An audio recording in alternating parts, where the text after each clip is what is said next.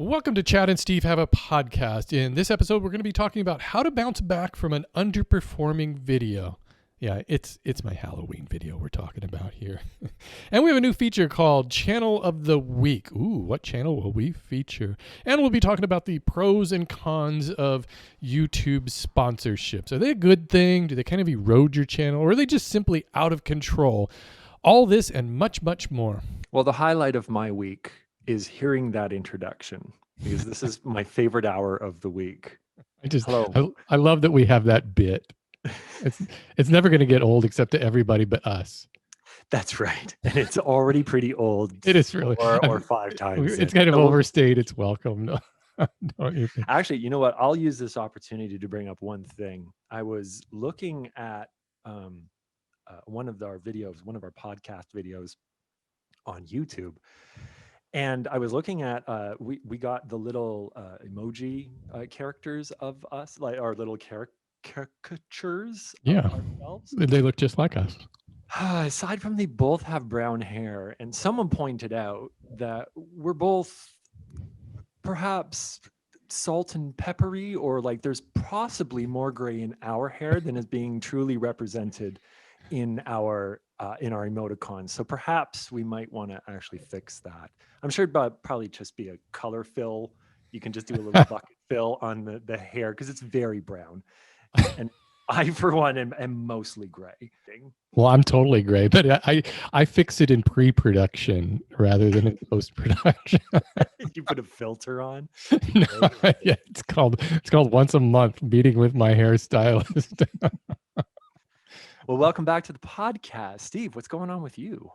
You know, I was reading this article. We were sitting here, right, just as we were going here, we were fussing around with Zoom, and it was like, why isn't it working the way it's supposed to work? So we just restarted it, and now it's working fine. But I was reading this article the other day. I was like, is the Zoom honeymoon over? Are people just like finally just tired of it? Because, you know, like at the beginning of the pandemic, everybody was Zoom, and it's like the article was kind of, okay, we've seen everybody. This is talking about people who normally work in an office, and right. Okay, it's no longer really that funny to see people with their cats and their kids interrupting and everything. Now it's like, okay, can we get back to business? No one cares about a fancy background anymore. People are barely dressing up, barely putting clothes on for the most part. Combing your hair, who cares? That's right. How do you like my Halloween shirt? You can see that. I just gotta say, it looks like the cover of a children's storybook from like 1977. And it says, "Let's summon demons," for those of you who cannot actually see this. Where do you get a shirt like that from? There's this, I think that the website is Threadbare. I've had this shirt for a while. I usually just wear it to the gym, and because I like the reactions I get from it. But there's an artist who, this is his specialty. He does these, they look like, ABC children's books, but they're all these like dark themes to them. And I just love how just that juxtaposition it just kind of cracks me up. It's like my Halloween video this year. You remember I told you I was using that copyrighted song, yes, which of course was the Brady Bunch, not the theme song. It was Sunshine Day, That's right. And when I heard that song, I thought, what would be funnier than Sunshine Day playing, and I'm like, skipping around with Satan, or in this case, it was Stan, the neighbor of the beast, And so, it actually just looked like you with a little bit of marker around your mouth. well, I froze the frame for a little while. I paused it and I zoomed in, and it really looked like that other character was you. I put a lot of time into that effort, into that makeup effects. Huh? I like the approach of it's like the evil Spock, where it's like, instead of like doing anything, just put a goatee on, and then it's the evil version of Spock. It's my low rent Halloween videos. I wanted him to. All I had was just a bunch of just dumb gags, and so one of them was devil food cake. I thought that would be funny if Stan came over and brought a devil food cake. I'm like, I'm not going to make a cake or go get a cake just for this one gag. So I just cut out a piece of paper. I'm like, okay, that's a cake. And actually was very self-aware of mentioning how high quality your production value is over there at Woodworking for Mere Mortals. Well, and it's a good thing that nobody watches those videos, because I'm not making any money off of that one. That's Well, for some sure. people do. 162 people disliked the video. Yeah, you should see like the unsubscription rate. I always like to check my Halloween videos and see what the unsubscription rate is, which is funny that people decide to unsubscribe because they kind of know what they're getting into if they click on this video. It's weird. It must just show up in their feed and they're just like, all right, I've had enough of this. I've lost 72 subscribers because of that And it's video. not like you do this on a weekly basis or a No. monthly basis, or like it's not like you force anything else into your content on a regular basis, which is like, oh, I also want to do this interview show or I want to do this other thing. It's like once a year, Yeah. you like putting in a little, but maybe that's also becoming part of the whole thing is that the people have to dislike it now.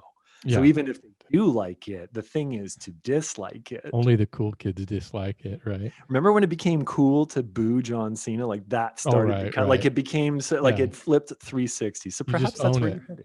You just own it at that point. Yeah. Yeah. It But was funny that. they come flooding back as soon as you start talking about woodworking again, I'm assuming. Oh yeah, see, and that's the funny thing about it is that, and there was a little project involved in it, so it wasn't just there was woodworking. I mean, really, well, actually there was no woodworking in that video. There's no woodworking at all in any of them. Well, actually, Well, no. well, I made the Of little course. Blair Witch Project little stick, dolls. They're like little voodoo dolls or something. I don't know what they're called, but so that's I try to have a project involved in those videos. But so here's my strategy. And this, I think this works pretty well. It's worked for me over the years. When I post a video that I know is not going to get a lot of traction, I have one waiting in the wings to just like hardcore woodworking video. And so that's what I did. And so I did the Halloween one. And then 2 days later, I shot this video on my speed lacquering technique. And granted, the title alone is enough. And the fact that I misspelled finishing on the thumbnail of that. And it's still there. I meant to change that, but it's missing the second I in finishing. So So it's you're just just like rolling with it. finching. And a couple of people called me out on that in the comments. I was like, oh crap. All right. Oh well, whatever. Maybe I'll just leave it. Who knows? But anyways, so that video, so here's the contrast that the Halloween video was my least viewed video out of the past 10. You've got that Yes. thing in the analytics. It shows you, it's like your video is underperforming and It was you're 10 crap. out You of suck. 10. It's like YouTube just beats you over the head with this, And the little paper airplane is kind of like going I know. downward. If they could have a Trajectory is sound going effect, down. it would just go blah blah blah. The Price is Right losing heart. Yeah, that would be it. So so then 2 days later I posted, this is like serious hardcore woodworking, and yeah, that goes number one. So that's number one out of the past 10. So it balances out. The world is back in sync, and that's how you handle these things. You do one crappy video, you follow it up.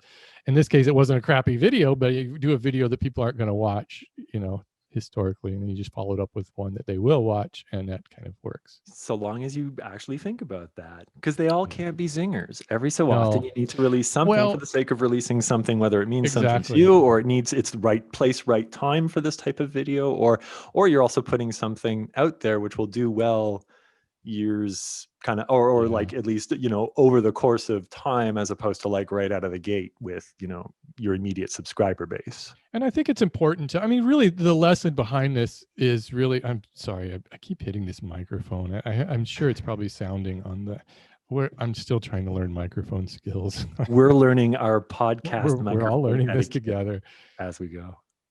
I think that the lesson here is no matter what kind of YouTube channel you have is kind of stay pretty much in your lane for the most part. Do what your audience kind of expects you to do. And if you're going to deviate a little bit, and you can start to steer the channel and you can take variations and everything, but always come back to kind of that main thing. Whereas like in this case, it's just like a total deviation. So I was expecting, low view counts on that and everything. At the same time, I think doing those once in a while is a blast because I'm super proud of that Halloween video. I think it's hilarious. I love working on those, and it's like my favorite thing to do. So it kind of helps to keep me grounded and keeps it all fun. And it's like reminds me, yes, this is why I love doing YouTube. And it reminds you that it's your channel. Like it reminds you that it's like, as much as your channel becomes part of the community which gets built upon it, and they have a voice, at the very least, it's always 50-50. There always still has to be that safe space for you to be able to go and do something. And just like you say, be mindful about it. I mean, whenever we do a sponsored video, we try our best to like kind of buffer it with content which we know the audience is going to like. Or if you find yourself in a position where it's like, here's a video that I want to do. I know I'm going to take some, not heat for it, but I know what I'm going to get through this. So I follow it up with exactly what you're looking for. So therefore they can, that way I fill both needs. I think it just takes a while to get used to knowing how your audience will respond to any situation, and that just takes time. One of the things that I noticed in the Halloween video, and I'd be remiss if I didn't bring it up for myself and also for the many people who liked the comment. There was someone who left a comment that started with calling you a goof, just a goof. But I don't think it was meant that way. I don't know, perhaps. Anyways, I went back and rewatched that video and saw the tabletop and the board kept moving. Did you really think a year ahead for your Halloween video? Well, it was 2 years ago. Or 2 years ago. No, in all honesty, I knew when I was just kind of doing that because I thought it was funny because people were complaining about that video back 2 years ago, the Ouija board video, and I just thought it'd be funny if I just kind of in the background moved it around, didn't say anything about it, and I thought maybe someday I'll be able to use this for something. Well, that someday is right here. And then I changed the titles of the videos. Surprisingly, actually kind of worked out pretty close. I had to retcon a few of those, to get the title, the letters to all match up, but it was just fun to do that. But now I wish I had the total foresight to have done this all, but it was kind of a half and half mixture. Well, and you used Sunshine Day and you made a montage and you drew on a goatee. Was that a permanent marker? Was that a dry erase marker? What's like you do? Grease. No, it's like a makeup, grease. I'm assuming. Yeah, like a little. Using a Sharpie probably just isn't. You can scrub that off. Yeah, probably. I said that and I realized how silly that sounds. So one of the things that we wanted to do was start having our conversations be a little bit more focused. And one of the things and ideas that we've been tossing around is a couple segment ideas. So I think right now might be an excellent time to kind of segue into that because we've been thinking, and we're going to introduce this for the first time. And this is a segment where we are going to talk about a YouTube channel. And Steve, help me out if I'm not explaining it correctly, but my understanding was we want to come to the table with a YouTube channel which we think best kind of exemplifies all of the things that we love about YouTube. Should be something that you respect from a professional level or as as a professional YouTuber, doing their thing, and also something that either makes you laugh or makes you think or teaches you or whatever. Yeah. And so we wanted to kind of do this segment, and we agreed that we would feature one channel in each of the podcasts, and that we would flip flop. So basically, I would do it one week, and Steve would do it the other week, and this week is my week. So and the catch of this is I have no idea what you're going to brought up. We don't discuss these, so I think it'll be fun. Maybe you'll mention a channel I already know about, but probably not because there's more than a few channels on YouTube. I think that you will know this channel. Oh, however, really? I hope that you would look at what I have to say about this channel and be like, I fully understand why Chad went with this, because I will tell you the truth. I thought long, and this is not just, this sounds like a little segment, and I spent 5 minutes thinking about it. I literally spent about 3 hours last night really figuring out who was going to be the first channel. So let's get right into it, because there's no title segments, there's no flashy graphics, there's no jingles yet. Maybe I'll create some flashy graphics and I don't even think we have a name for this segment. No, we don't. That's the rustic roughness of. So here, I'll do it this way. This channel that I picked has 15 million subscribers, has 3 billion video views, and we don't know the name of the person who runs the YouTube channel. This could be a couple different ones. Go ahead.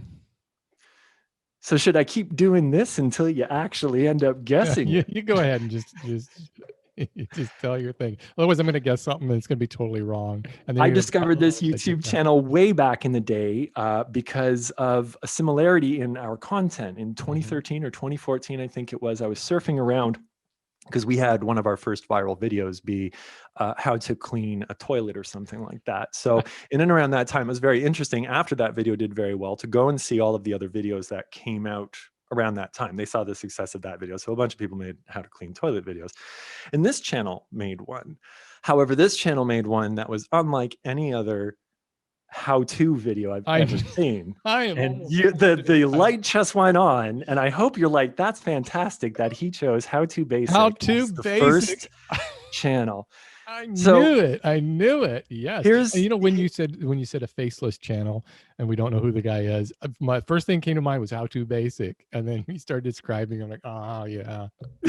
that's wonderful. I'm so happy. And the way that I figure we should maybe do, well, it doesn't matter. You can do this however you want to do this. The way I kind of felt comfortable talking about it was just writing down 5 things, and this is what took me a lot of time. Was to write down 5 things as to why I picked How To Basic. So the first point is the concept is so simple, so repeatable, so easy to do. It was first person. It was deliberately low budget. It is I'm so sorry. Hold simple on. to start. You didn't need a fancy whatever. And part of it was he didn't even edit the beginning and ending of the video. You would literally hear the sound of like the lens cap coming out or the record button being pressed, and like you'd hear whatever, and he would end it with like camera jiggle, and like there was no editing involved at the beginning, and he kept it as simple as possible because that was the style of the videos that he was spoofing at the time. So it worked out well. So I love the fact that the concept is so simple. Like it just starts off as like, it's like, oh, this is a how-to video. This really looks like a how-to. I'm really into the, and then it just goes into crazy land. Point number 2, he stayed in his lane for 8 years now. He's literally done the exact same type of video. And as I said, like he started doing it to kind of spoof the way that videos used to be, and then he's grown it to like have the video production style, and he's ramped it up accordingly without making it too over the top. I don't think he's ever really jumped the shark, as much as that's a weird space to kind of define for a channel like How To Basic. But he certainly stayed in his lane. Number 3, the content is evergreen. I was searching for how to clean a toilet, and that's literally what he gets to title his videos. And he uses these wonderful stock images, so it looks like a very appealing, plate of lasagna, and the title is How to Make a Tasty Lasagna. And he starts in. So there's just an evergreenness to his content, and I think that helps him be relevant today and kind of be relevant 8 years ago. The 4th point, he's become talented in what he spoofs. As in, if you watch some of his videos, some of the recipes that he makes at the beginning of the videos look incredibly tasty. He doesn't take shortcuts and try to like half-ass the recipes much. He actually clearly kind of learned how, like he like butters the dishes before making like a souffle, and and then again it goes into crazy land. And the last thing was just commitment to like filming a video and knowing you've already thrown 35 eggs against the wall, Oh, and you have to throw another 100, and then you have to throw 500 packages of ramen noodles, and then you have to, so it's not only commitment to doing that for the filming, but knowing that he clearly needs to clean it up, whether it's a set or if it's home or whatnot, that needs to be cleaned up and disposed of and whatnot. And just thinking while he's throwing all of those eggs at the wall, the commitment is immense. The commitment in his editing is immense. And I love the fact, and my final point, and the main reason why I picked him, is because I love, quite like they tried to do on Top Gear with the Stig, I love the thought of a character that is anonymous. And part of the mystique about the character is like you don't truly know who he or she is. And I love that about How To Basic. oh, it's a honestly, I haven't watched How To Basic in a long time, and I thought, now that you mentioned it, I'm looking through there, and oh my God, you're right. He is still cranking out the same content. A lot of it is, it starts out legit, and it's like a troll almost in a lot of ways. If you don't know How To Basic and you're searching for something, how to whatever, it starts out real legit. You think this is going to be a real thing, and then all of a sudden it just goes like just off the rails. It's hilarious. And it's wonderful because he fills the need of a first-time viewer who experiences it for the first time. So it's like watching what's that movie where all the people are dead? The Bruce Willis movie, or the I See Dead People movie. I don't even remember the name of Oh, that the movie. Sixth Sense. Yes, so it's kind of like the Sixth Sense in that way, where uh, uh, I'm sorry, I lost my train of I'm thought just cracking there. up watching his because I thought I would take a look at his most recent video, and September 22nd he posted it, and it's how to make the Travis Scott burger, and it starts out literally the first minute of it. And for those anybody who doesn't know how to basic, they're very short form videos. They've always been under like 2 or 3 minutes. At least as far as I know. Maybe he has some longer ones. They were I'm not super sure. short at the beginning. He Yeah, they started he were. started his channel literally by just doing, like, the spoofs were just like how to turn on a light, and it was a 5-second long video of turning on a light. And then there was slowly, like, eggs started getting involved in food, and now it's just completely off So the he's rails because making this. every He's my making this. point with Go the ahead. Sixth Sense was talking about the whole, like, uh, the whole first time viewer gets the impact of watching that movie, but it's so well done that you can watch it knowing what's going to happen and still appreciate all of the details that have gone into that movie. And I found the same with his content, and I think that's why he still does incredibly well. There's a lot of channels that have crazy millions of subscribers, but not many still have the ability to produce the exact same content and get really strong views. He doesn't have Right. one video with 200 million views that captures most of his attention.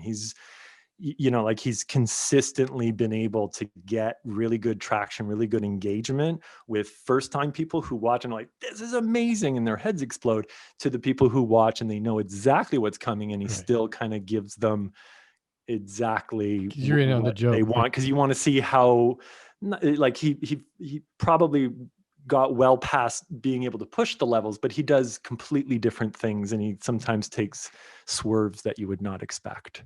I was just imagining I'm watching this burger video, and it goes up to about a minute. Looks pretty legit. Looks like a pretty tasty burger. Looks like every one of these kind of food videos you would watch, very well lit and everything.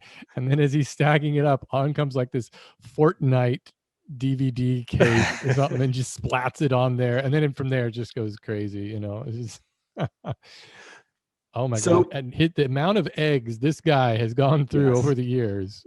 So I did read while I was reading as much as I could about him. I did read that, like, the biggest criticism facing he has consistently faced over his career has been food wasting, Wasting food, and right? just like there was a bit of like a meme, or not a meme, but like a thing about people filling the comments with, people in Africa are starving and you're Yeah. wasting food. I read on Reddit, so I mean, take that for what it's worth, that he did actually address this by saying apparently he works or worked at a food store, and he used an expired, not used, expired food for this. Who knows? Perhaps that was a very convenient way to kind of sidestep that thing, but that was really the only thing that I could find. Like, he tends not to be overly political or like push boundaries, and Yeah. it's very random. And sometimes you would look at the stuff and be like, it's gross, because the sound effects are a little Yeah. gross, and he does a lot of grunting, and it's just gross to see what ends up being made after you Right. mix honey and ramen noodles and fish heads and all of that together.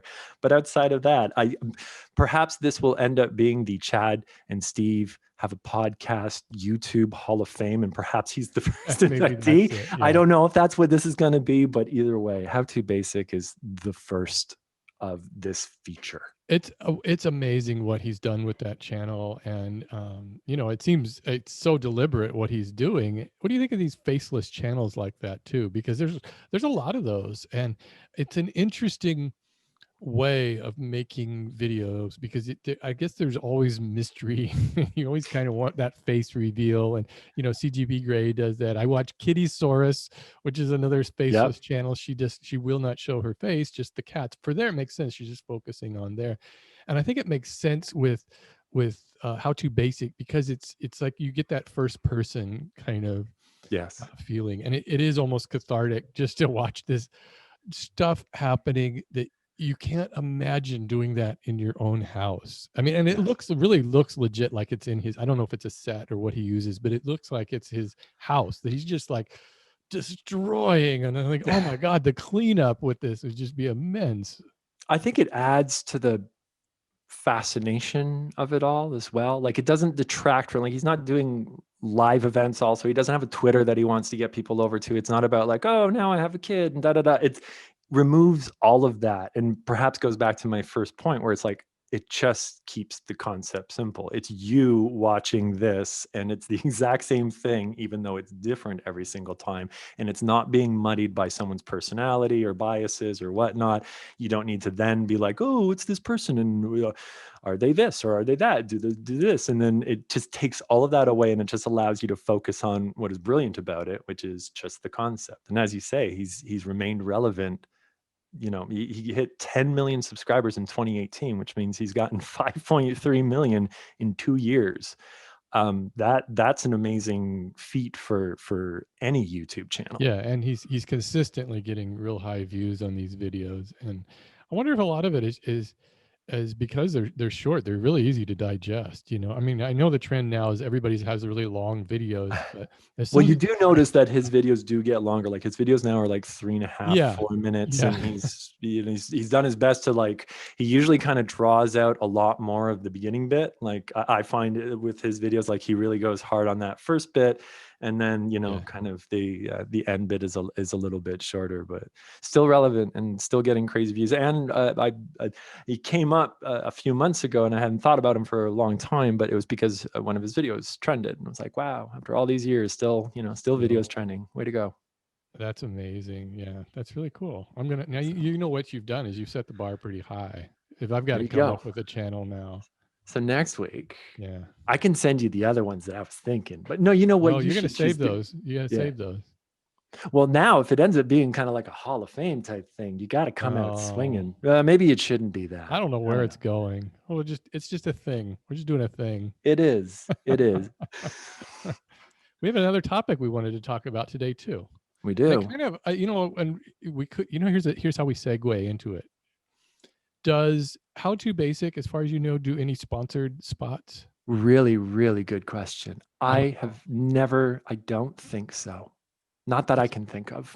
he's probably I've never making seen a like right. an ad come in, or a this or a that. They've Huh. always been pure videos from beginning to end, as far as I know. He's probably doing all right with AdSense. Those kind of views.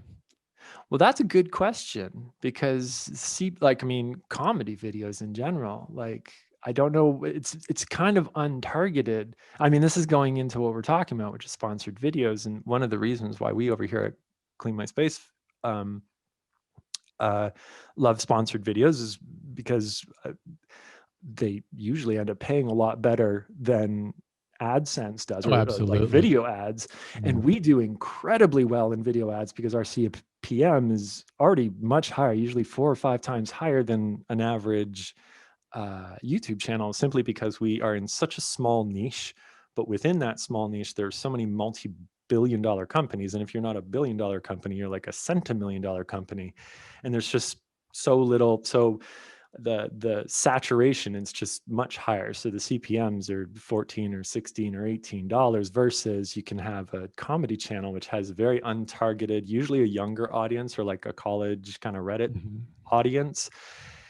And it's usually kind of like, oh, here's cryptocurrency or like VPN services and whatnot. And those usually traditionally, aren't as lucrative as working with, companies which are much more interested in a much more focused audience. Yeah, there's kind of two different types of sponsored spots. I mean, when you boil it down, there's the kind of the ones that everybody does. The Yes. Squarespace, the Audible.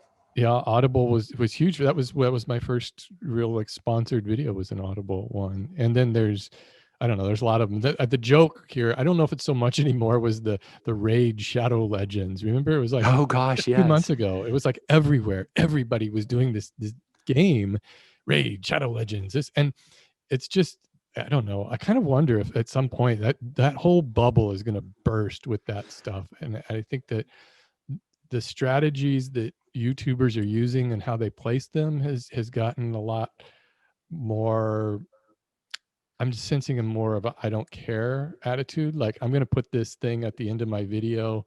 And I wonder if a lot of these, I mean, I guess some of those just they realize that there's just value in numbers. You're just going to put your product out there to as many channels as you can, and hopefully you get some bites. But you know when those sponsored spots are coming up, and you just click away. I mean, I do that even on channels I like. As soon as I hear that spot Right. coming on, I'm like, "Yeah, I'm done with this. Especially The now that you video's can over." scrub and see the Right, little thumbnail of whatever. So you just scrub until you stop seeing screenshots and them right. talking about NordVPN, and then get right back on. It's And very true. And sponsors struggle so hard to get that first, yeah, like right at the beginning, but that's usually where the drop off occurs. And I get that that's where the drop off occurs, but that also doesn't serve them well, because that's also where people now are just, right.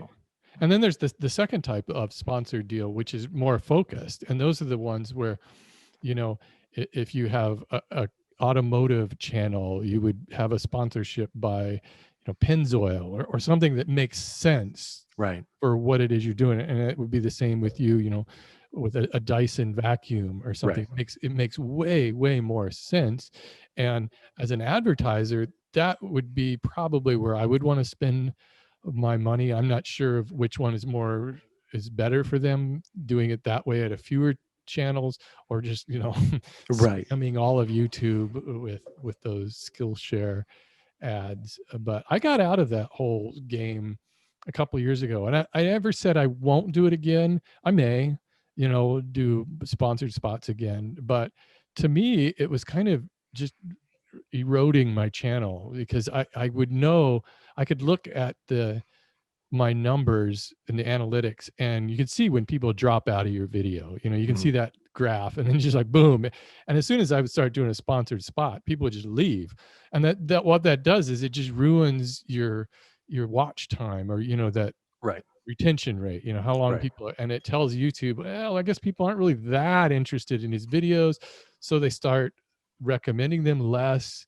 They start, and so it kind of creates this downward spiral, which I just thought I got to get off of this this now. train.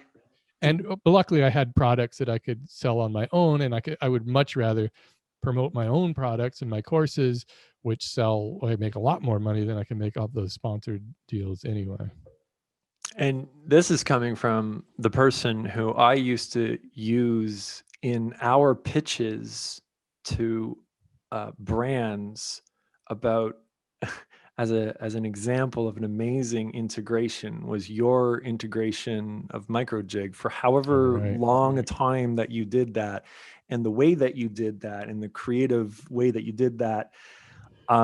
To But that also speaks to the difference between working with a brand in a committed way over the course of Right. such a long time that it starts to become so, like you said, it does make sense that we work with Dyson, but we've also been consistent with Dyson. Like, we haven't switched from whoever comes with the most amount of money at a given kind Yeah. of time, if that makes sense, because it's tough to be one year go buy a Shark, and next year go buy a Hoover. Hey, now we're talking about da da da. It So we ruins your credibility too. Exactly. So we lead by what we're in the very, very fortunate position to be working with. All the brands that we work with right now are all brands that we use regardless. We were all using these products before we started working with these brands, and we stayed consistent throughout the years kind of coming up, as to be very, very selective about the brands that we work with. And Melissa was very selective about working with some brands because of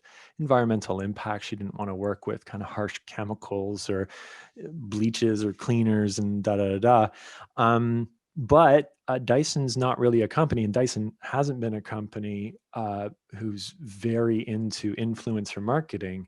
So through that entire time, we were using Dyson vacuums in our videos, and we were being approached by other vacuum companies and having to Mm, turn down deals because it's like, it just is not going to work out. There's no way we would be able to right. organically put a video out and be like, hey, this is the Hoover. It's a great, da, da, da. And again, I'm just using names, not necessarily You suggesting would have that had that Hoover. level of enthusiasm in the video too. That really would have been Hey, it. it's a Hoover. And they would have seen the Dyson hanging up in the background Right, because we would have right. put so little thought into. But that's it. I mean, we've turned away whatever, it doesn't matter, but lots of deals worth lots of money simply because it's like that's not it. So what would your advice be for someone who has like a small channel and just like wants to do whatever they can, but at the same time, like you say, the more you kind of do that, and the more we just spent a long time talking about how amazing How To Basic is. And one of the things that you can do is go to any video and you will never run into that, like, here's the big sponsor bid. And that would probably take away from all of the virality of the video.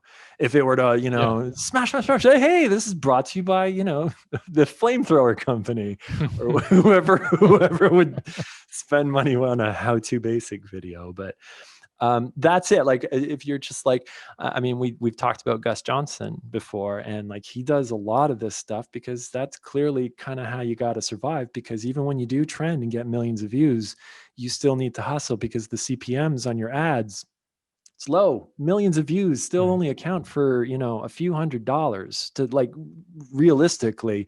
And then after kind of everybody, at the end of the day, that kind of that goes away rather quickly too. And when you can get a whole bunch of views, but you can't, get um, any kind of like real value from it, you find yourself like stuck. It's like, what am I Yeah. supposed to do? Work with a NordVPN and do the thing for $500 or like some gift cards or like whatever it may be that I might, or like, do you do stuff where it's like, oh, and if I sign up to the thrift marketplace, I get 15% of your order. And then it's all of this, Right. but you're taking your content and now right out of the gate, your content is blessed with some sponsored kind of seasoning on Right. top of it, and you can't take that out of the video. And that's one of the things that we learned was we started looking through the archive and being like, this was a great video, and it's like, oh gosh, it's like, look, it's just this big commercial. Yeah. Yeah, and it's not really representative Well, of that video's biggest potential. right. And there's a couple, there's guys who are doing, I say guys, there's people who are doing the entire video was clearly the only reason they're doing it is because they're getting some sort of ad Right. sponsorship deal. It's not, it doesn't feel it doesn't feel like they're doing this because they wanted to make this video. Another thing is that what I was noticing is these sponsorship deals for these, I don't even know what you call them, these ones you see all the time, the Right. Squarespace Yeah. and all that. The what they were willing to pay was actually getting lower. I think because there's so They many were the people lowest. doing it and they're getting worse and worse. Then they were requiring, well now, and you see this, people will say at the very beginning of the video, this video is sponsored by blah, blah, blah. And at the end of this video, I'll have more on that. And so that's Right. kind of the format that's evolved with this. So the sponsors know that nobody's going to be watching the ads at the end except a few people, so they want to make sure they get that name out there at the very beginning of the video, just so Right. you know that that's there. And then, everybody clicks away at the end. And if you're a small channel, and I think for very large channels, I don't think it really matters too much. And I think it still works for the sponsor. But I Mhm. think on the small channels, it's not good for your channel at all to do that. And when you're asking about, what would you suggest for somebody who wants to build a channel on sponsorships, do what I was doing with MicroJig was a great situation because it was a highly focused product that I used. I mean, I love it. I still use it. And they don't sponsor my show anymore, but it was something that I knew my audience would like. And what they did is they gave me free reign to just have fun with it. And I said, all we want to do is play this little, I think it was like an 8-second spot or something. Because Right. can we do this? So what I'd done is worked out not just a deal for these individual one-off videos, ads on those, but an actual relationship with this company where I could do other things with them, and I could do videos for them, for their channel, Hmm. for, I'm on like their website and stuff. And so all this other stuff that kind of went along with it. And then what happened is that, so the quick history of that is when they first wanted to work with me on that, I said, can we just do the little intro thing? And I'm like, yeah, okay. And so I would introduce it at the beginning with this uh, video is sponsored by, and then I would play the little deal. And I did that for like 2 or 3 shows. And I'm like, okay, people are going to start to get really tired and annoyed about this thing.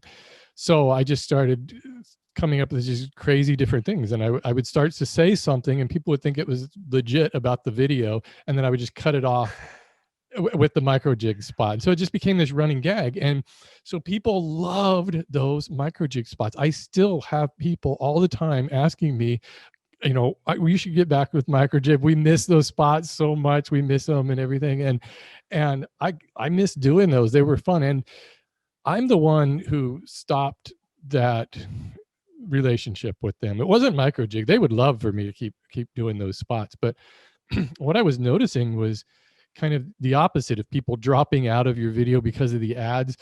Right. In some of my videos, people were dropping out of my video after they watched that ad. They were just tuning in to just see the funny bit at the beginning of my video. And they're like, oh, I don't really want to watch the video. So that was having a detrimental effect on my channel. And that's just, that's prime real estate. You talk to any, YouTube channel guru, and they always say, you got to hook them in those first 5 seconds of your video. And so it was taken up with an ad space. And so that's why I stopped doing that. And I'll probably still do some more work with micro jig. But it just wasn't, I just wanted to have a more clean look to my videos and be able to use that time. And it was also the same time where I was creating my courses, my woodworking courses, and it felt weird to do. And I probably did it on maybe 1 or 2 videos where I would do an ad spot and then I would promote my woodworking course. Right. And then if there was the micro jig thing on there, that's 3 Yeah. ads. Yeah. And it was like people are like, no, Yeah. you can't, Yeah. no. And you understand, you get it. I'm like, yeah, you're right. That probably is. And I see that a lot on channels too, where the whole thing is an ad. And I look through the comments and they're just devastating. People just, Yeah. they, they'll put up with the ad now at the end of the video. They kind of understand that's the deal. I don't know who Yeah. watches them, but. Yeah. And about your point about these old videos having those ads. So YouTube has this video editor in YouTube Studio. Are you aware of this thing? Do you know the You know thing? what? I should know this, but you please tell me about it, because I do know of it, but I Well, remember it used to be horrible. it's even As in, it used to just horribler. be like you used to have to strip out all the audio and then Yeah. replace it with music, and then you could maybe cut something out, but then it would save it anyways. Well, it's still pretty shitty. They've got the you can edit your video. What it used to be is any video that was over a certain age, you couldn't edit. It was only like newer videos you could edit. Or if it had I over see. so many views, they wouldn't allow you to edit it. But I think they've changed that. Now you can edit. So yeah, I've been going back and to my older videos that have those ad spots in them, and I'm just removing them. And it's hard to remove it on that because that editor is so clunky. Obviously they didn't put a lot of thought in this. They're like, You whatever. can't like move forward frame by frame type of And thing. you can't even do that. It's hard to, Yeah. it's just so weird. But if you take the time to work with it, you can work with it, and you can cut out different parts of older videos. So that's what I've been doing. And I've been stripping you know the sales pitch from they always call above the fold, those first 3 Yes. lines of your description, that they always want their ad spot there where you can see it without having to say click more. And so been stripped all those out. I figure they've got their money's worth on it. And that's the thing about those ads is once you put a sponsored spot in your video, it's there forever, It's there forever. unless you do this, you know. But honestly, when I first started doing those sponsored spots, I enjoyed doing them a lot. They were a lot of fun because I would work them into my video and people really liked them, and I make them funny and I would do little skits and I thought they were hilarious. People liked them. But then the sponsors, and this would have been maybe 20 14, 15, 16. Those years were probably peak sponsorship years for me. But then the sponsorships, they started just getting really demanding. They're like, okay, here's what we want. Bullet Yeah. points, say the thing, Yeah. sing and dance for me, monkey. And and so it was kind of like, well, these aren't fun to do anymore. Now I just got to read through a bunch of bullet points. And when you hear those ads, that's all people are doing. They're just reading through, the script that they give them. But What year did you commit to stopping doing this? 2017. So it's How been, long how long did it take you to come to that decision? well, I knew I was going to do that, but I had to finish up some contracts that I had with advertisers, and it was at the end of the year. So once January rolled around in, I guess it was 2017. It's probably, yeah, and that was it. And now in 2020 or in I guess it was 2021, like or if 2018, maybe. I'm trying to remember the whole, because I must have made the decision in 2017. I stopped doing a lot of those, and then once I finished my final contract in 2018 in January, I haven't done any of them since then. did you mention something on the channel in a video? I Were you like, hey, I'm gonna I didn't know, not until later on. I posted a videos why I don't post as many videos anymore, and and you kind like of I explained it in there. a lot of it, yeah. But So what would it take now? What would it take now for a sponsor to it would come? take a sponsor that makes sense for my audience, one that will let me have fun and make it fun for my. I actually had a really couple. I have some videos that I did that were total sponsored spots. It's the kind where you put right in the title sponsored video. So this is like, it's not even an integration. This is a full on out ad. And I did some of those for Craig. They're a company that makes specialty tools and clamps and things. And so I did a few of those, and they were so awesome with me. They were like, yeah, man, just do your thing. And so it was great. So it would take something like that. I would, or if it's an integrated spot, to just let me still have free reign to do what I want. It would have to be a product that my audience wants and that I like. If I don't really want to do these generic ones that everybody Right. does, it really Right. needs to be focused on, and they need to pay a lot. It has to be worth it financially to do it, because I think what a lot of people do is they just jump into these things because they see money, especially if you're kind of new to YouTube. And I get it. Some of these brands will just offer you, like, I don't know, a Yeah. couple $100 or something Yep. to do one of these spots. And then I think what they're hoping is that they're like rolling the dice and that somebody's going to have a viral video.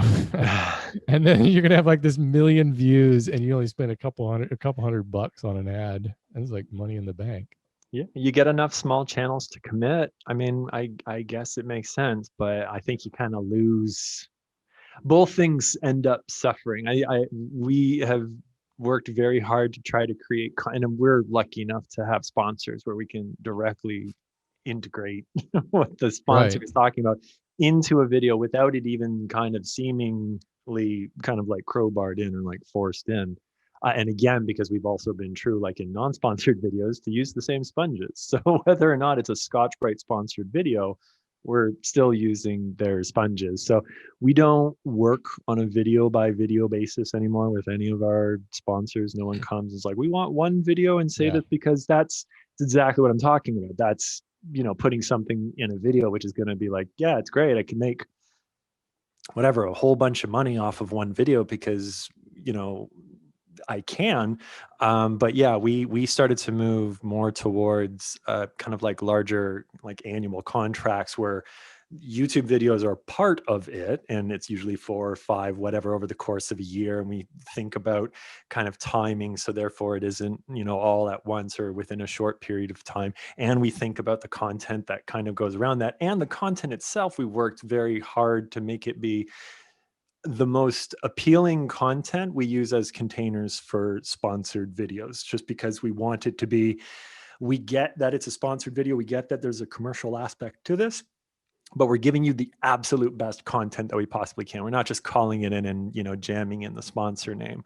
But a lot of the stuff that we do is stuff outside of that. Like Melissa talks to magazines, or Melissa goes on a television show and talks about a product. And just having Melissa kind of, have that relationship with a sponsorship is a little bit different than just like, You Yeah. know, do a video. I'll give you $500. In that video, talk about Audible, even though Audible has nothing to do. And we did Audible ads back Mhm. in 2014 or 2015 when everybody on the Yeah. platform was doing Audible ads.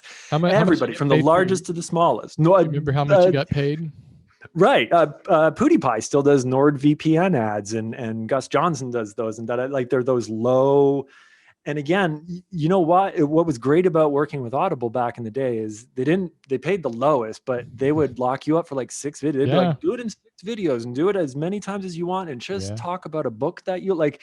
The way that they were just like, whatever, they didn't really even kind of care. They would listen to it, and so long as you kind of talked about a ebook that you liked and offered Yep. the code and provided this, that, and the other, that's great. But ultimately what we're talking about is that's a commercial in your content. That Yeah. literally is a commercial in your content. And $250 right now, or $2,500 right now, or whatever that may be, looks great. But then you start having these really large pieces of content, which are the basis of what you're kind of building up on this platform.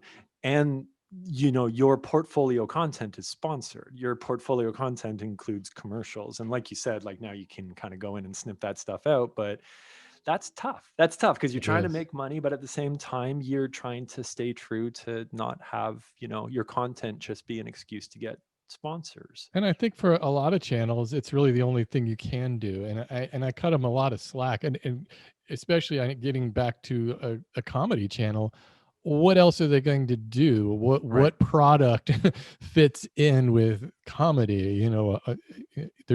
So it has to be just kind of random products that they do, or the big ones that everybody does. And I think some of these guys try to make the ads fun. I noticed that that's kind of waning, that I don't see as much of that anymore, that everybody kind of, it seems like everybody's just kind of getting tired of them, and they You just know, kind the of, angle that I see being used a lot more, if you want to support the channel, go and do a right. thing. Like, even just Yeah. go sign up, get the newsletter, tell them Gus sent you or whatever it was. Yeah. Like, again, we're using Gus Johnson as an example because he does exactly that. He's like, I'm sure all of the people who are hardcore Gus fans probably did the call to action a long time Right. ago, and I'm sure don't do it every single time. But like, there's also just kind of like, I get it that it looks good on NordVPN because they're supporting creators. Creators like it because, here's a company willing to actually do it. But, you I think know, most viewers understand the need for these kind of sponsorships anymore, but it really does take a certain tact from the creator, uh, to have that palatable. You have to be aware of the audience, how they're going to perceive it, how you can do it in the least intrusive, annoying way, and you still get the ad out there, and you're getting paid for it. And how else are you going to make some money? You got Patreon, I guess, but yeah. especially if you're a This, smaller channel, the AdSense isn't worth diddly. but the same thing, it ends up being tough because you're using your platform, which is supposed to be showcasing you, and you're kind of selling some billboard space along the way, kind of, as it were. And it our frustrations with working with like kind of one-off sponsors was just like them coming in being like, we like it like this, we like it like that, we need a thing here, and da da da. And then they start kind of like moving things around, and you do the thing that you thought you were supposed to do when you were initially agreeing to this, but after the second set of revisions went to the thing, they're like, yeah, we really don't like that second segment. So why don't we just yank that out? Why don't we just make it a commercial about our product? And then we can just take all of those other points out because they don't mention anything to the, and you start doing that enough where it's like, this isn't worth the $2,000, or this isn't worth the $200, or Yeah, i this was isn't. i was getting So as much as stressed. as much as I understand that you want to say yes, and as much as I understand that there certainly is a time and place to say yes, I think it's I think there's a lot of space to also say no and understand the value associated with that. You don't, not just passing up an opportunity, you also saying no to a sponsorship allows your content to take center stage, as opposed to, needing your content to also be coupled with the sponsor who's helping me, the corporate interest who, Yeah. is like, my channel brought to you by NordVPN. And ultimately, I get it. You're not saying that, but kind of you are. Yeah, I was getting the towards the end of my sponsorship deals, what they were starting to want was guaranteed views. They Yeah. they were saying, okay, we want you to have 100,000 views on every video, which it's hit or miss. Who knows? Some of my videos I'm crappy. Some of them are good. You never know. And then what they would want to do is, okay, we're locking you in for, we'll get like a 6-month contract or something with them. And they'd say, well, if you, I forget exactly what, it depends upon who the sponsor was, but they would be like, okay, if you don't have a certain number of views over a certain period of time on these videos, then we want you to give us a free makeup video where you're just going to do this spot for free. And I'm like, no, that ain't happening. That's not the way this works. I can't guarantee how many views my videos are going to get. I'm going to do my best. I try, but I just want to produce good content. So it was getting me really stressed out trying to do these things, and it just wasn't fun anymore. And they were fun to do, when I first started doing those. I remember You that the first one I did was Audible, and when we were talking about Bethany Moda and how I got inspiration for my channel, watching a channel was totally unrelated. I figured out kind of how to do the Audible spots by seeing iJustine Mhm. did some really good integrations with Audible, where she would make it a separate little segment in there, and I thought, oh, that's a pretty good idea, and it was real seamless, and it was a nice way to do it, and so it's just one of those things. I learned, so funny. Mine was JonTron. I saw the way that JonTron did Audible integrations, and I was like, "Oh, that's brilliant." He really went hard on the book. Like he literally just made it be like Audible, da da da. Here's the book, and he just went deep on the story and why he loves the book. And that I'm like, that's brilliant. We should just kind of focus on what the product is that we're talking about, and not so much like Yeah. go and get 15% off and sign up for a free book. And There's another guy I haven't seen in ages, John Tron. still relevant, Yeah. perhaps we will see him in a Ah. upcoming. Yeah, no, I'm a big JonTron fan. Wow, my That's goodness. yeah. I wonder though if this whole kind of sponsorship bubble is just going to burst at some point, that it's just going to be like there's just everybody just gets so tired of seeing all of these spots, and then just finally the sponsors, they realize that they're not getting the views they think. Just because the video views show up as 100,000 doesn't mean they're getting 100,000 people watching their ads. I Yes. don't know. I just wonder And if like the jig's going to be up at some point. well, I think you you kind of pinpointed it earlier where you were talking about the the blindness that we're having for these things, are just like whatever. So even when they are there, they're not being effective anymore. So the model needs to change. They tried in movies to just incorporate Yeah. products directly in the movies, but everybody really hated that. Pepsi There was can. the Here's, logo I'm shot of the drinking Aston Pepsi. Martin, and yeah, and it became, and that started kind of becoming the thing, and then became Yeah. like whatever. And it seems like they've kind of pulled back from that. But I do think we're in an interesting place on the platform, as far as like how important sponsored Yeah. videos are in the overall income streams of a YouTube channel, or potential income streams, because you also do realize quickly that there's so many other ways that you can make money off of your content, which isn't directly related to the ads that you get, Yeah. or even the making sponsored videos and having a few of those do well, and whatever. What happens there is you end up continually chasing, like each year you're like, I hope the sponsors come back. I hope someone else spends money. You end up feeling helpless and kind of like very Yeah. passive and reactive in the way that your channel's growing, or the type of content you want to do. And when you focus kind of on the content, you start to realize that that generates more trust in what people are liking from you on the platform. So I can really trust to go to How To Basic and never really be advertised to. So there's very interesting opportunity for them or him to be like, oh, we have a merch line, or we have a this, or we have a that. And there's just like way more support for Right. something like that. Merch lines seem to be kind of be now the new Yeah. Yeah. the new Yeah. sponsored video of 2015 now seems to be like, I got my merch line. You got people with 140 subscribers, and they have a Merch. Nobody Cafe buys it. Press, coffee Yeah. mug available with their And channel logo on it. I don't knock it. I still make like $100 a month or something off of that. Well, well, I still have mine. So how about that? That's pretty funny. Yeah, I don't know if there's any rhyme or reason to, and I don't even know would you have any advice for like a brand new YouTuber? Say they got 1,000 subscribers and they've got hit up by a couple of random emails saying, "Hey, we love you, we love your content," and then your name is in brackets or something because That's you know, right, spelled incorrectly. yeah, I can always tell because I get these emails that say, "We love your content, Steve Ramsey dash woodworking for mere Mere mortals," mortals. because We that's all my talked email. about it at the office. Yeah. My advice. We certainly are in a time where someone who doesn't do advertising stands out. It allows your portfolio of content to not be It's a good seasoned point. with advertising.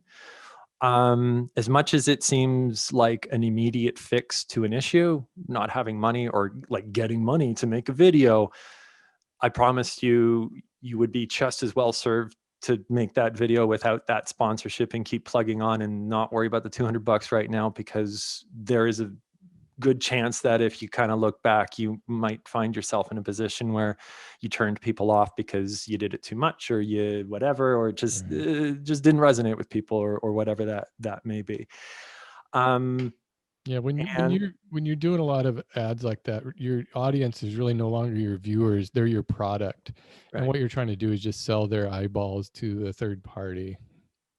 Don't be a catalyst. Mm. Even when we had large contracts with people who were paying us a lot of money to do it, the worst realization was all of the agency people and all of the people from the brand just looking straight through you and just looking at your subscriber number. Yeah, And it's so dismissive, and they're just like, we know what our metrics are and we know what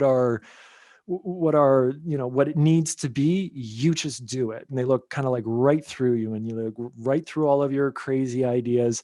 And it was really in like 2017 when I started being bold on these calls and being like, I want to try doing something different. I want to like just do it this way. Trust me, I think I know what's best. And we spent years doing it the other way, because they are there for your eyeballs, your audience. Kind of that's it. They deal with thousands of creators, especially these large things. They don't care. It's just a number, but you end up putting your content out there with their big stamp on it. So just understand that that's what you're doing. As much as it's like, hey, it's support for the channel, hey, they're also literally putting a commercial in your content, which yeah, is the reason why you're here in the first place, hopefully. yeah, yeah.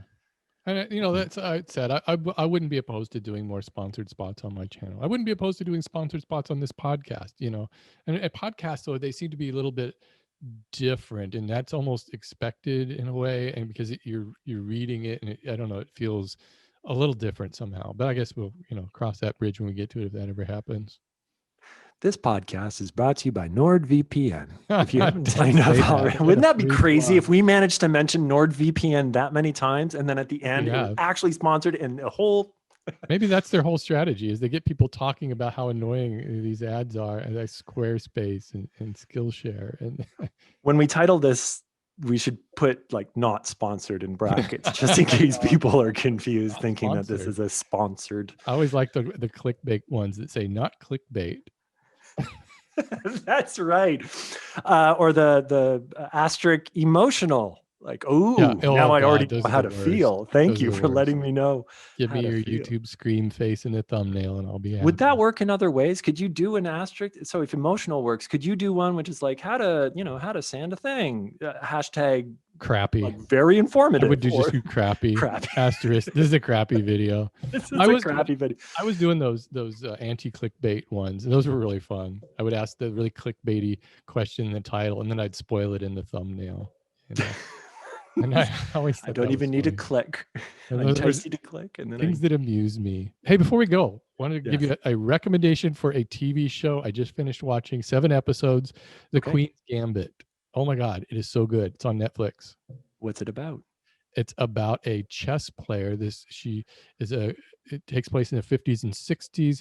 She's an orphan and learns to play chess at like age 8, and it chronicles her life up until her, I guess, mid 20s or something, where she becomes like a chess grand champion. And sure, we've seen it all before, but have we seen it exciting? But I never thought I would be that excited over watching chess matches. And it's not just chess matches, but the way they film it, it's a drama, and she goes through a lot of emotional problems. She was an orphan. She gets addicted to pills and alcohol and has Mhm. all these problems. But it's really, I think, the best show I've seen since probably Breaking Bad or Better Call Saul. I really liked it that much. It was That really good. that is a Yeah. my goodness, that is a bold statement. So Well, that's it's highly recommended. and it's got Anya Taylor-Joy. It's one of my favorite actresses. Oh, nice. What's it called? Queen's Gambit? Queen's Gambit. Yeah. Queen's Gambit on Netflix. Well worth it. Yeah. Well, as soon as my wife stops making me watch RuPaul's Drag Race All Ah. Stars season 8 or whatever they're on. By the way, I kind of dig the show. As it's kind of like just noise in the background while I'm working, but it's enjoyable noise in the background. I'm actually a big fan of RuPaul's Drag Race. I haven't seen it. I have not seen that show. Well, there's my return recommendation for you. And we'll have the TV recommendations now too at the end of the show. At At the end of podcast. the show, we always. That's right. And if you have a recommendation for us, leave it in the comments. Right. Well, I think it's time to wrap up another podcast. Hey, everybody, thanks for listening once again. Don't forget, you can follow us on iTunes. And hey, it's Apple Podcast, I think they call it, but you still use iTunes to listen, right? Isn't that? I how that think works? that's like yes. Yeah. So if you're in that whole Apple sphere, leave a comment over there, because you can leave reviews, not comments, reviews on the podcast. We would love to have a review. If you leave a review, we'll read it. Unless it's a really bad review, And we won't read it. But we'll if you just leave cry. a good review with is it a star rating 5 system? stars. 5 stars. 5 stars. Yeah. But there's no other options available. So just go with 5 stars. I don't even and know if leave we're something allowed to nice. do that. Are we allowed to say, hey, if you leave us a good review, we'll say it on the podcast? You're worried that Apple will remove them because we're soliciting reviews. It's not Right. like we're saying we'll offer a $25 Amazon gift card to everyone who leaves a 5-star review. It's not like Apple's even listening to this That's right. podcast. I believe they have to, right? They have to listen to every podcast that gets uploaded That's on the way it platform. works. I'm pretty sure they got That's to how make the sure. algorithm works. And you can find us on Spotify, which is where I personally listen to my podcasts, and follow us over there. And then you'll get a notification when the new podcasts come up. I get notified of my own podcast, which is kind of weird, because then it comes up and it's not right away. I'll post the podcast on there, and then it's like hours later. It says, hey, Chad and Steve have a podcast, have posted a new podcast. And I get excited. I'm like, hey, I was I do there, too. and I'm still excited. And YouTube, don't forget, subscribe to our YouTube channel. We're almost up to 1,000 subscribers, and by almost, I mean it's kind of far, but it's kind of close too. It's a couple hundred, and when we get there, we'll do 1,000 subscriber. Right. Oh, and this was our 10th. Special. This was our 10th episode. We were going to have like a 10th episode party, like a retrospective of our first 10 episodes. But we never did. I totally forgot That's about right. We didn't do that. However, we also wanted to say we wanted to do an episode where we like reintroduced ourselves, because we've spent 10 episodes talking about YouTube and a whole bunch of other stuff. But we really haven't so maybe that's what we do, and that's the season or episode 11 special will be the I like how on every episode we say, that's what we're going to do on the next episode, right, and then we don't. But that's then there's another bit that we have. This is great. We do need to introduce ourselves, because people are like, who are these guys? That's true. We need that street cred. Like, oh yeah, we actually do work on YouTube. But all of you are listening to this podcast take shape in real time, and that's actually what we wanted to do. As in, this would have been all stuff which tripped us up, and we would have never actually gotten to recording the podcast. And here we are 10 episodes in, just because we started doing it. And we're learning a way, and the microphone etiquette's way better. And I removed my big spit guard. So I will try not to say P's very loud. Pop. I will not pop. Yeah, I need to work with my microphone skills, but I'm getting there. We're getting there. Baby steps. I just did it again. I just hit the microphone again. I don't know. This whole video is just probably going to be crackle, crackle, crackle, crackle on the mic. That'll be the title of the. It's all my fault. It's all. Oh, and that's right. I got to do the introduction this time. Oh, that's right. All right. We're going to have to discuss about what we discussed, but we'll do that after the show. Anyways, hey, thanks for listening, everybody. We'll see you next week. Thanks for tuning in.